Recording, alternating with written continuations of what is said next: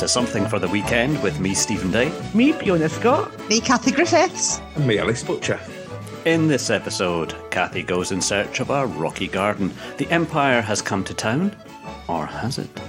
A street festival for Ellis, and music from indie root artist Hector Shaw, and another good old Scottish word or phrase of the week. Hello, everybody. Good morning. Hello. Hello. Welcome to the end of May. Happy Friday. And the end of May. Yes. End of May already.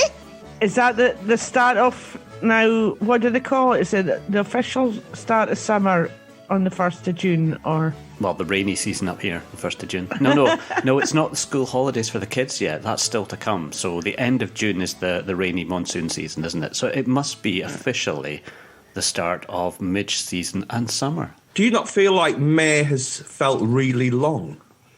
I think the year has absolutely flown, and yet May, you just can't seem to get rid of it. I look at my watch every day and think, what, is it still May? Does your watch Is it because there's 31 days? I don't know what it is. It's just seemed like it's been May forever. I think Ellis's watch. Forever She must May. just turn it over and it just says, still May. It doesn't tell him the time. It says, still May. Ellis, I believe, though, in May, you have been out festivaling. I have been out festivaling. Yes, I caught up with a chap called Andy Laird, and he organises a street festival for Oban, which took place on Saturday. It was all centred around the Bridge Cafe. Now, it wasn't quite as big as they planned because they couldn't get a vendor's licence, but nonetheless, a lot of people did turn up. So I caught up with Andy. So, how's it gone? Amazing, mate. We've had over 30 fast and modified cars come down from Falkirk, Kilmarnock, Inverness, Fort William and Oban. We've had detailing on wheels down here all day, doing live car balloting. We've got DJ Paul Harvey here, who is producing the sounds. We've got 112 events here where you can buy your tickets, all the promotions for the comedy festival, and 17 local vendors turned up. We had Number 9 Clothing, who came up all the way from Edinburgh to launch their new fashion brand. We've got Tobermory Bakery, we've got TLC Waxes, E&C Forever Flowers, Naughty Bottles, to name a few. So it took, all in all, it's taken about a month preparation. The idea stems from coming out of lockdown and looking at all these local businesses that are struggling. They only have 2 or 3 people in their premises at any time. We've created an atmosphere where we can have over 100 people in and out of the building throughout the hour. Safe, socially distanced within their groups of 6, following the facts at every time. And we've just had fun. Sadly, we weren't allowed to do a market vendor's licence. Bid for Oban's one had expired. And nobody had the financial backing to support it. So we contacted Detail on Wheels. Thank you so much. Thank you. That's fine. Oh yes, well there we go. Tobermory Bakery sold out. That's Sold them all out. Do you know how many you brought? 350. Yeah. And we probably would have sold more, but that's what I'm saying. Like, so if you do it again, we'll come back. What would you say to this guy and about how it went? I think he's done so well with what he was able to do. See what you want. Independently, I think it's a shame there wasn't more support. I think this could have been fantastic, especially with the weather. A lot of people came down. So yeah. Do it again. I'd be happy to come back. No, thank you. Cheers, Claire. I will do. Cheers. Ellis, did they sell out because you went and bought all the donuts from Tobermory Bakery? Was it you? 350 donuts. All 350 of them. They went like hot cakes, shall we say. Oh, so quick. Ellis, were you doing an impression of Ed Balls while you were making that? I've just got this Gangnam Style in my head now. Oh, thanks, Fee. Thanks. There's an image that's not disappearing quickly. Yes, I've got to give a big shout out, I think is the expression, to DJ Paul Harvey for providing the interruptions in the background there. But he's a local Oban DJ, DJ Paul Harvey. Thank you for the music. We've got a huge archive now of Something for the Weekends for you to listen to, and you can find them all at www.obentimes.co.uk/podcasts. Although some of the information might be about events past, they still contain lots of inserts of music you might want to catch up on. Talking of music, Fiona. talking of music and follow Psy and Gangnam Style, we've got Glaswegian indie roots artist Hector Shaw. Hector released his self-penned debut EP Gravity last Friday, so that's fresh on the shelves. Or what do we say now? We don't say on the shelves anymore. It's released on your computer, on a computer near you, ready to download. So yeah, this is the EP Gravity, and we're going to have a listen to the title song.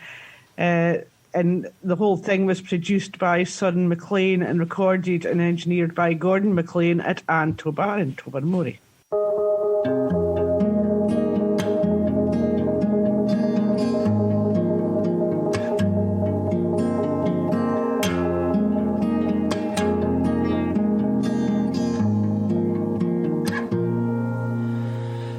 Astronaut floating through the cosmos of your mind, enamored by your consciousness. I'll seek until I find your Milky Way of memory, the asteroids of doubt, a constellation I will chase till the oxygen runs out. Gravity, why'd you set him free? Gravity, bring him back to me, bring him back to me.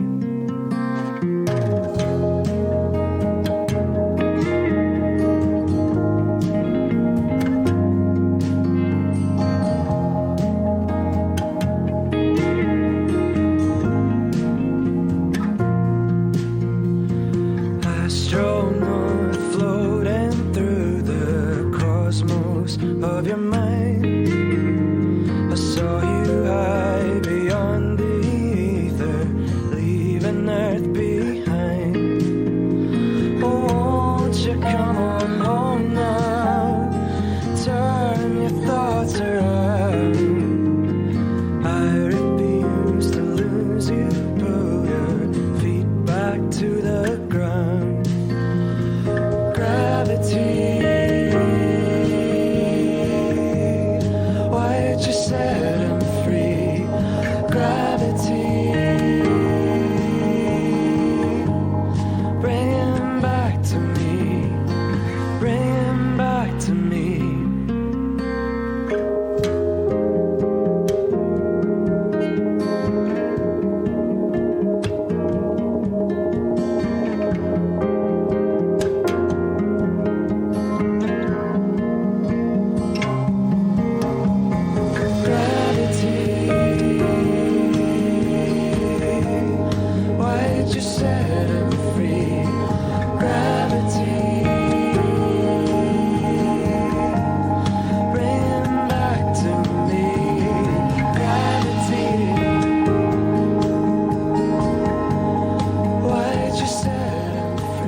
Another classic, Fee.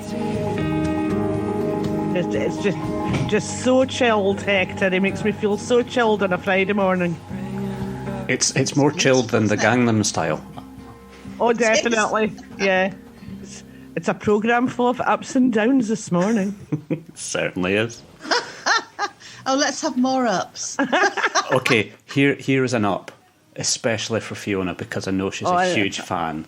But somewhere near Oban, and maybe within Oban, the Empire may be rising. Perhaps the Rebel Alliance has its headquarters in Argyle Square, or more likely, a Disney Star Wars film has come to shoot in the surrounding area, with EE fluorescent signs being seen lots of places.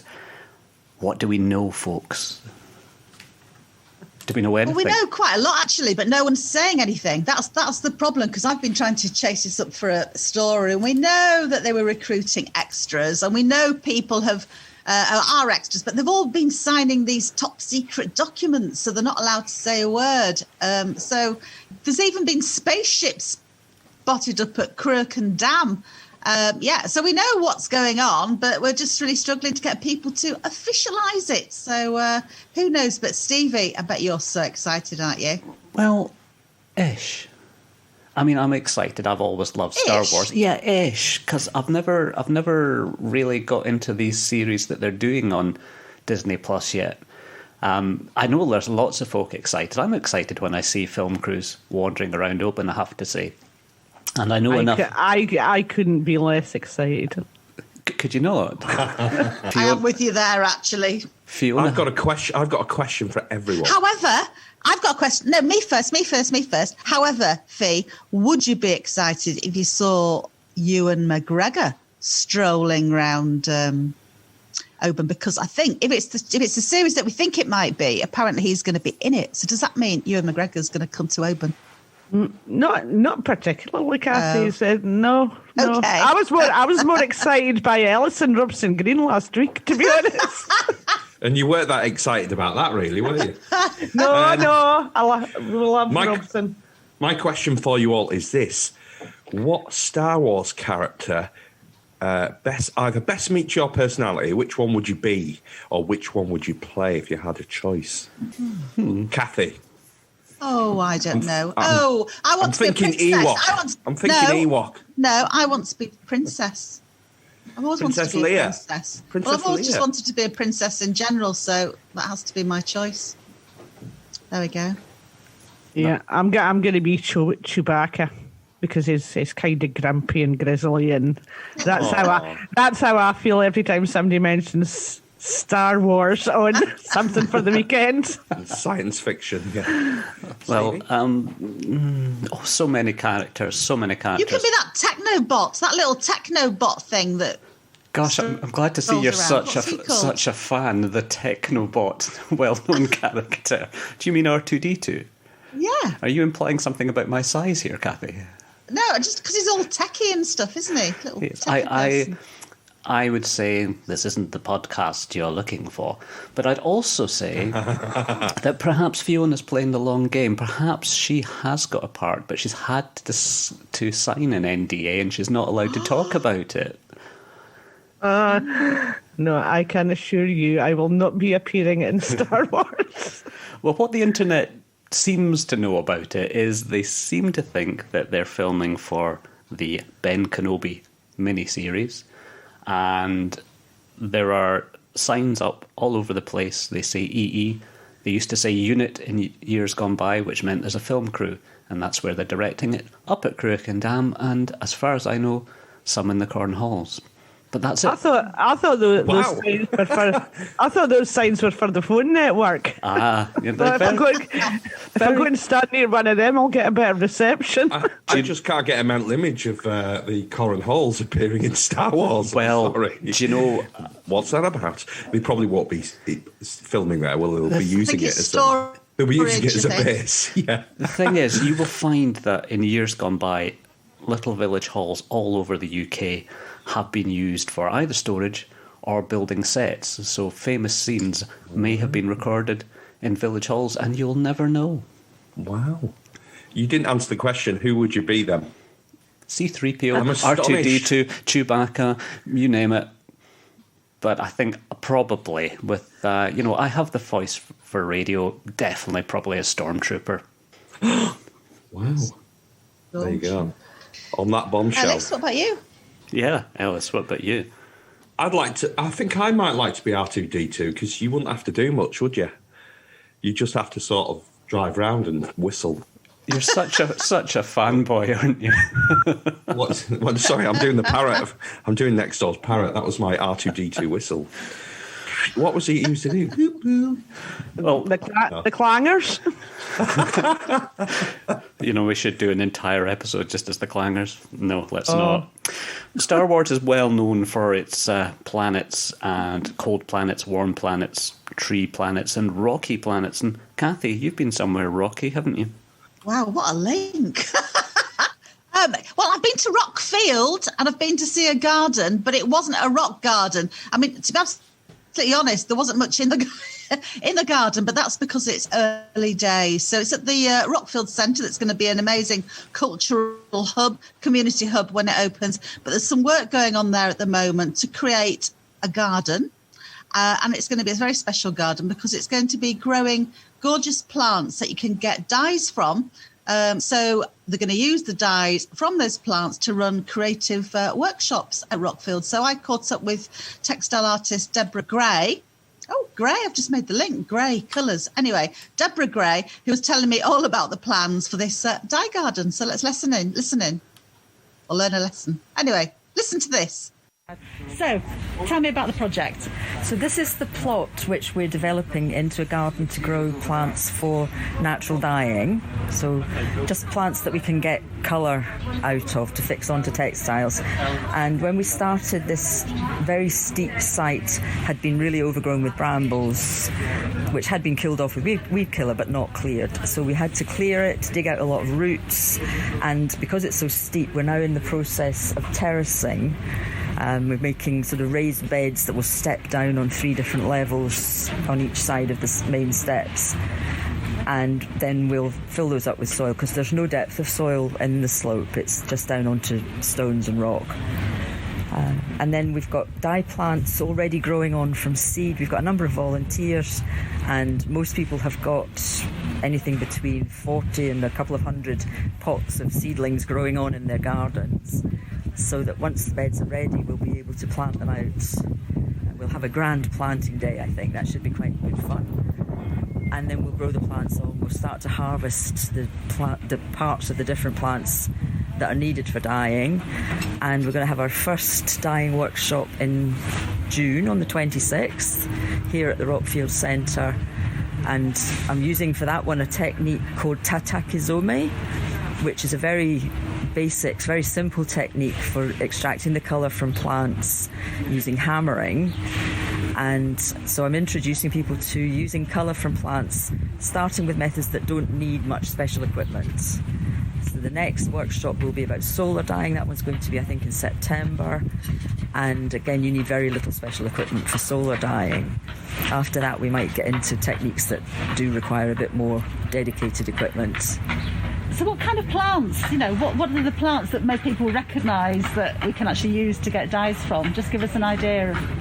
Okay, well, the ones that people would recognise most readily, I think, would be marigolds, both the pot marigolds or calendula and the French marigolds. They both give dyes. Beautiful, strong orange and yellow. Yellows. I think probably 90% of natural dye plants give some shade of yellow.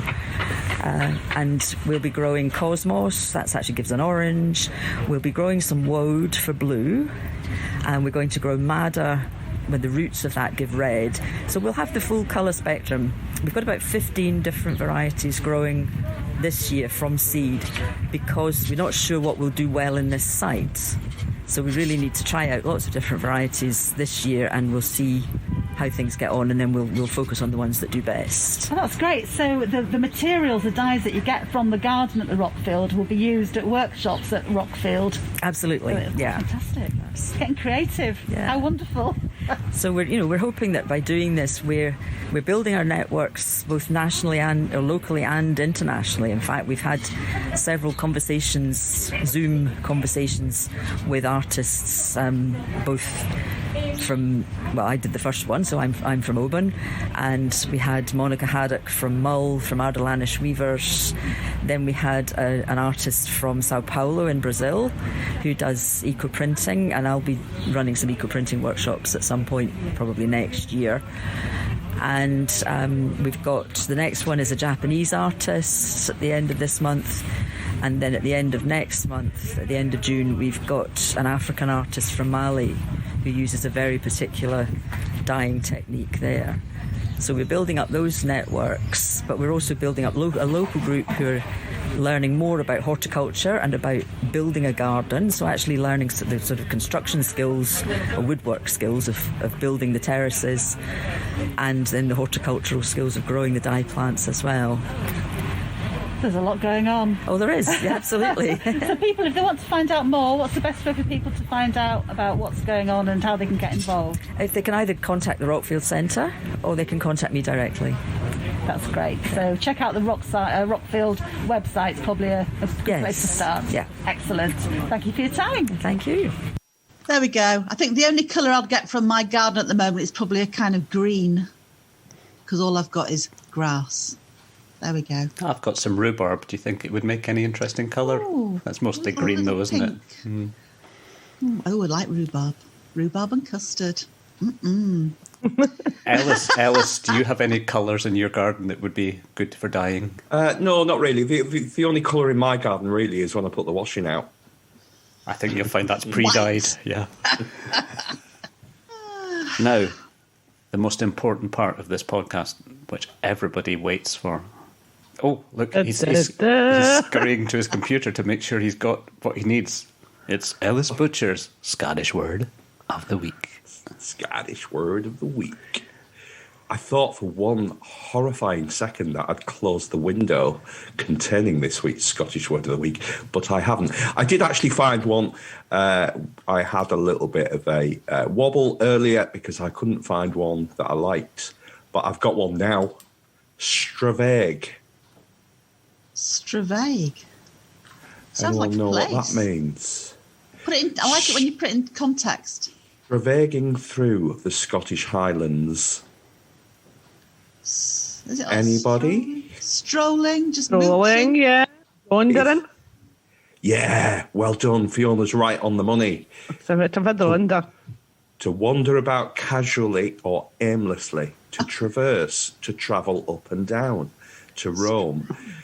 I might add that is from the bottleimp.org.uk, Stravaig. To wander about casually or aimlessly. I think I'll be stravaiging this weekend. I'm always stravaiging. I'm always off somewhere. Well, Don't know where I'm going, but I'm off. well, on that note, it's probably all we have time for the week as we stravaig away. Don't forget you can read our stories online at www.obentimes.co.uk, and you can subscribe to our page-turning digital edition there as well. And you can find us in the shops.